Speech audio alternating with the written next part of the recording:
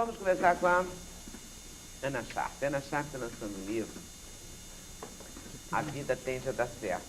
Nós é que atrapalhamos. Como é que nós atrapalhamos, Ana Sharp? Porque atrapalhamos, atrapalhamos. Eu acho que nós só atrapalhamos a maior parte das vezes, Leda. Com culpas, com medos? Com culpas, com medos, com raivas, com ignorância, desconhecimento das próprias emoções. Então, eu acho que esse é o grande problema do ser humano. Eu sou uma esperançosa, né? Eu sou diferente do Ney. Eu curto o Natal, eu curto a luzinha, eu curto o peru. E eu acho que a vida tinha que dar certo para todo mundo. É uma grande viagem, é uma grande aventura. E nessa aventura, todos nós temos a ilusão de que somos permanentes, né? De que as nossas coisas vão permanecer, as pessoas queridas vão permanecer, que nós vamos permanecer. E temos horror a tocar assim naquilo que é absolutamente certo, que é a impermanência, que é a transformação, que é a troca, que é a morte, né? A morte diária, a perda de mil coisas diferentes o tempo todo. E que a gente perde por um lado para poder ganhar por outro, né? Escolher renunciar, então as coisas, a realização está junto da renúncia. Se você tem consciência disso e se desapega, eu acho que a vida tende a dar certo, sim. Esse é o movimento natural. Uma coisa, abri sem querer, assim, exercício 5, lista de traços de personalidade. Isso é um teste? Não, não é teste, não. É um trabalho de autoconhecimento. Eu trabalho com pessoas há 18 anos, né? Há 18 anos que eu dou... Aqui você é uma terapeuta autodidata e anticonvencional. Absolutamente anticonvencional. No meu trabalho eu falo muito mais do que o aluno. Quer dizer, então não é uma terapia onde a pessoa se coloque. Por quê? Eu proíbo, eu dou grupos, né? Eu proíbo as pessoas de colocarem suas intimidades, a não ser aquilo que possa aparecer na primeira página do jornal. Porque todos nós somos seres humanos, né? Então, eu acho que a intimidade, a privacidade é para ficar guardada. E eu desenvolvi um trabalho onde eu dou ferramentas para a pessoa se espelhar e se ver. E usar nas raízes emocionais, que essas sim são iguais para todos nós. Todos nós sofremos com rejeição, por exemplo, né? É assim, o diabo. Todo mundo foge da rejeição desde o momento que acorda até a hora que dorme. Todos nós sofremos com culpas. Mas como é que vai falar da rejeição sem falar por exemplo, se você sofre com a rejeição do momento que você dorme, do momento que você acorda e todo o tempo, né, do momento que você acorda ao momento que você dorme, você vai acabar falando numa terapia, você não vai não falar na rejeição. Não, e ao não. falar da rejeição, você vai falar da sua intimidade. De jeito nenhum, não? Porque a rejeição todos nós já estamos sentindo. E mais, a rejeição, esse por exemplo... Não é tênue, não? Não acho não. Eu proíbo literalmente a invasão ou a pessoa se mostrar excessivamente. E mais, a rejeição, por exemplo, que todos nós fugimos, né? Eu considero o passaporte para o planeta Terra. Todos nós fomos rejeitados do ventre das nossas mães, né? A própria dor de parto é chamada de cólica de expulsão. Então, para mim, a rejeição é a porta para o novo. E é o julgamento distorcido cultural que dá essa coisa tão natural que é a rejeição, essa conotação de dor. Então, se nós não atrapalhássemos basicamente com o nosso julgamento, eu acho que a vida tenderia a dar certo, sim, para todo mundo. A sua vida dá certo? A minha vida já deu errado tudo que tinha que dar durante muito tempo. E houve um momento em que eu descobri que podia dar certo. Eu sou uma buscadora, eu sou uma esperançosa. Eu tenho uma história familiar muito trágica, porque eu sou neta de Ana de Assis e de Lermano de Assis. Então, eu tinha assim, muita esperança de que a felicidade fosse possível a todos nós. E houve um momento em que eu desejei a morte, né, desisti. E nesse momento, aqui perto, na cidade, eu vinha de carro e um homem desses que não tem pernas e que está num rolimã, né, no tráfego, eu estava chorando no sinal, parei o carro e ele vinha atravessando a rua e parou junto de mim, colocou a mão no meu braço, eu levei um susto e ele disse: moça, olha para o céu azul.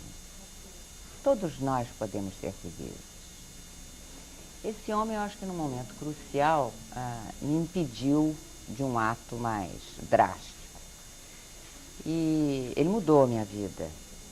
Eu disse, bom, se ele pode ser feliz, se ele tem amor dentro dele para parar para uma moça, naquela época era jovem, bonita, num carro, e dizer, moça, não chora, porque esse céu azul pode ser seu também. Eu vi quão miserável eu era, miserável internamente, né? Miserável em termos, mesquinha em termos de julgamentos, como a minha visão do mundo era pequena. E isso, com algumas outras coisas, modificou, e a minha vida de lá para cá deu certo, sim. E você passa aí no livro um tipo de Tudo que eu ensinamentos? descobri.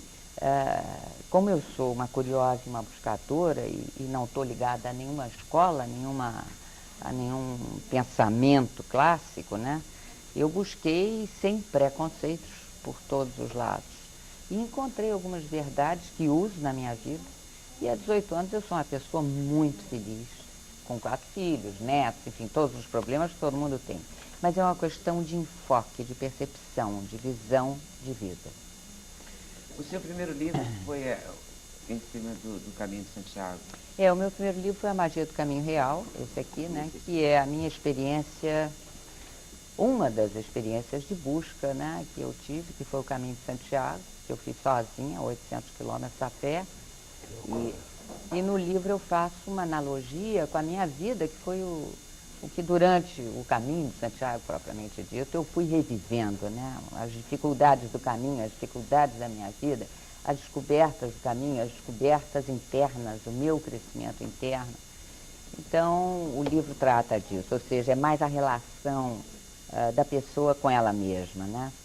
E o segundo é o resgate de um casamento, é a relação você e o outro, né? Seja ele o seu parceiro, seja ele o seu amigo, o seu sócio, mas como conviver com o outro. Aí eu abro a minha intimidade, bastante até, porque eu acho que... Você tinha que esse livro tratava do seu casamento, do seu recasamento?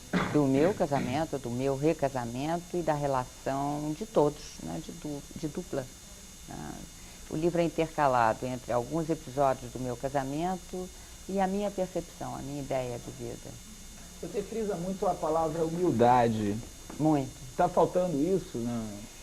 Eu acho que o grande mal do ser humano é a onipotência, né?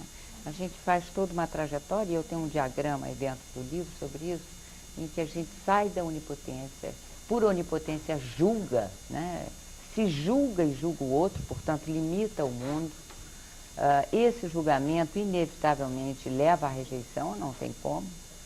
A rejeição, você entra na culpa, entra no medo, entra na raiva, de outro lado você entra na carência, no orgulho, você tem que fazer alguma coisa afinal para provar que vale a pena, né? E chega ao poder, que é o que você encontra assim de mais parecido com a onipotência lá embaixo, que é o ponto de partida de todos nós. Esse ciclo é um ciclo cultural e a gente circula nele, durante o dia, durante a semana, durante o mês, durante a vida. O outro lado, que seria o lado natural, né? Se você vê a rejeição como uma condição natural de vida, você cai na humildade, naturalmente. Da humildade você vai para a compreensão. Como é que eu vou julgar? Quem sou eu para julgar alguém? O que eu sei a respeito do mundo? O máximo que eu posso fazer é escolher. O que eu sei a respeito do outro para julgá-lo? As condições em que ele nasceu, o que ele recebeu de informações. Não dá para julgar ninguém. Então, isso me leva de novo para a humildade. Eu acho viver num mundo desses, um mundo assim de humildade, onde você não... Eu acho que falta um pouco de coragem. Eu tenho coragem de julgar os outros, sim. Até que eu faça errado. Posso até reconhecer o meu erro daqui a pouco. Eu tenho muita coragem de não julgar, de ver os meus limites. Então, certo, mas eu isso prefiro não julgar. Tem que vir através da humildade. A humildade é apenas uma palavra aí usada ou é a Não, humildade como eu a vejo? Para mim é ausência de julgamento. Para mim é consciência de quem eu sou. É uma partícula do todo, sim. A humildade mas uma também partícula que ainda está acordando, ainda está despertando. Ô, Ana, a humildade, por exemplo, a humildade no trabalho, de você aceitar certas situações que te ultrajam, isso tudo, a humildade é importante nesse caso, mas a humildade também não pode acarretar uma acomodação, uma estagnação da tua vida? Olha aqui, em primeiro lugar, eu não estou falando em humilhação nem em submissão. Vamos deixar isso bem claro, né? Eu acho que a submissão é um ato de escravo. A humilhação nenhum de nós deve. Existe a justa indignação, que é você se indignar. Se alguém está te maltratando, você tem que se indignar. Se alguém está te invadindo, você tem mais é que partir para cima primeiro. Se alguém entrar na minha casa, eu vou puxar meu 38 antes de mais nada. Não tem nada a ver. Eu preciso da autopreservação, né? Então a humildade, ela te leva à compreensão. A compreensão te leva à aceitação, né? Uma pessoa que nasceu no Palácio de Buckingham ou que nasceu na favela, ela recebeu conceitos diferentes dos meus. Então eu tenho que compreender que a pessoa parte e reage de uma visão do mundo. E essa visão é individual. Então quem sou eu para julgar, para limitar, para padronizar isso aí? Num planeta onde convivem a barata, o beija-flor, o besouro, o elefante e o boto, quer dizer, tem tudo. Quem sou eu para julgar o que é certo, o que é errado? Eu sei o que é certo, o que é errado para mim, que é o que é bom ou ruim para mim. Por isso é que o seu livro, esse último que você está lançando, é uma aula para nós nos entendermos melhor, ou para nós vivermos melhor? Esse terceiro livro, eu tenho sempre muitos psicólogos, muitos psicanalistas, muitas pessoas que não têm como vir fazer os meus grupos, né? Eu dou cursos que são muito intensivos e de curta duração. Então, quando as pessoas me pedem treinamento, eu não posso dar. Até porque eu não sou uma profissional rígida e eu só dou o meu trabalho quando eu estou vibrando, eu não poderia fazer o que o Ney faz, por exemplo. Eu tenho a maior admiração, ou seja, tem um horário marcado diariamente para fazer alguma coisa. Eu sou muito caótica. Quando eu estou com muita energia, eu digo, vou dar um grupo amanhã. E aí os alunos que estão inscritos se apresentam, né? Então eu não poderia dar um treinamento. Então eu me dediquei os 3 últimos meses a colocar tudo que eu sei, que é muito pouco, daí o livro ser tão fininho, num livro para quem quiser usar, para os profissionais de área, para aqueles que não têm condições de fazer um grupo comigo, poderem fazer sozinhos. Você já sofreu algum tipo de contestação de algum colega teu, enfim? Sempre, claro, Que isso tipo é natural. de contestação? Primeira coisa, eu não sou formada em nada. Primeira coisa, quando às vezes sou convidada para um congresso ou outro, quem é você? Ana Sharp. Eu não tenho nenhuma formação. Estudei muitas coisas, claro, li muito, busquei muito, busco desde os 11 anos de idade, mas não tenho nenhum título. Então, às vezes, eu sou muito contestada. Por outro lado, isso me dá uma liberdade muito grande, né? Eu não tenho nenhuma escola a seguir. E algumas vezes eu já disse para os meus alunos, tudo que eu ensinei até agora acho que estava errado, viu? Vamos rever tudo de novo? E a gente revê e encontra um outro caminho mais rápido. Ok, obrigada. É isso aí, nada. Por ter vindo. Olha só, hoje a gente está perguntando se você muda a sua alimentação no calor. E tem de um tudo. Olha esse fax aqui da Thalita Matos, 13 anos, Itajaí, Santa Catarina. Apesar de adorar exagerar nos alimentos, mudo tudo, sim. Se eu não me controlar, passo 95